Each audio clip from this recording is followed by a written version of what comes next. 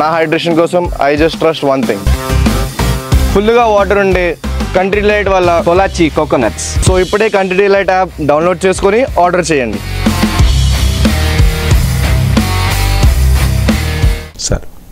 Sir JD Vance భారత్లో పర్యటిస్తున్నప్పుడు ఈ కట్టడం, కానీ వాళ్ళు ఎవరు కూడా నోరు మెదపరా ఇలాంటి అంశాలపై? నోరు వాస్తవంగా అంటే ఒకటి సాధారణంగా డిప్లొమాటిక్ మిషన్స్లో ఉన్నవారు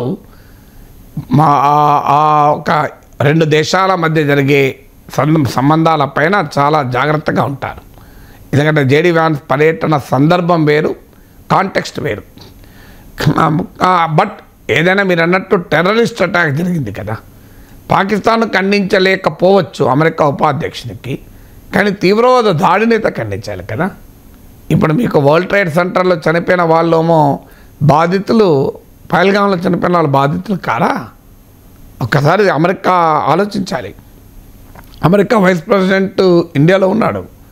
లెట్ హిమ్ ఎక్స్ప్రెస్ సారో కన్సర్న్. అంటే మీడియాలో అయితే రాలే, ప్రముఖంగా అయితే ఎక్కడ రాలే. మరి సబ్జెక్టు కరెక్షన్ ఎక్కడైనా ఖండించాడో తెలియదు. మరి అఫ్కోర్స్ వైస్ ప్రెసిడెంట్కి అంత ఫ్రీడమ్ ఉంటుందా? అందులో ట్రంప్ లాంటి వాళ్ళ దగ్గర వైస్ ప్రెసిడెంట్గా పనిచేస్తే ఫ్రీడమ్ ఉంటుందా? సో బట్ ఇండియాలో పర్యటిస్తున్నాడు కనుక అట్లీస్ట్ ఈ కూడా made a statement condemning act of terror.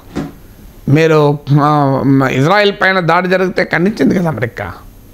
మరి భారత్ పైన జరిగిన తీవ్రవాద దాడి పాకిస్తాన్ మిత్ర దేశం కనుక మరి ఆలోచించిందో తెలియదు.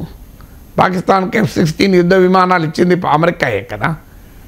దాన్ని టెర్రరిస్టుల మీద వాడమని ఇచ్చినామని చెప్పారు. ఏ టెర్రరిస్ట్ మీద వాడారో మరి తెలియాలి. అందువల్ల అమెరికా డూప్లిసిటీ ఉన్నమాట నిజం తీవ్రవాదం పైన. బట్ మనం కంక్లూజివ్గా జేడీ వాన్స్ ఎందుకు కామెంట్ చేయలేదు అనే ప్రశ్నగానే మీకు పెద్దగా ప్రముఖంగా అయితే రాలే. మరి ఎందుకు కామెంట్ చేయలేదు అమెరికానే చెప్పాలి.